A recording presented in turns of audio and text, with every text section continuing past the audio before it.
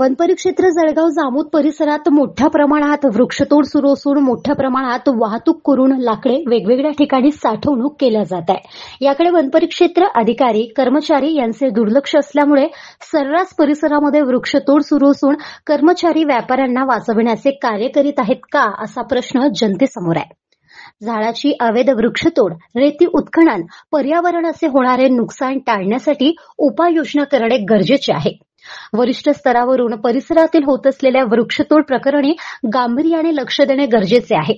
अवैध वृक्षतोड आणि साठवणूक प्रकरणी चौकशी करून कार्यवाही करावी अशी परिसरातील जनतेकडून मागणी होते आहे। गाव माझा न्यूज करिता राजेंद्र ससाणे, जळगाव जामोद, बुलढाणा।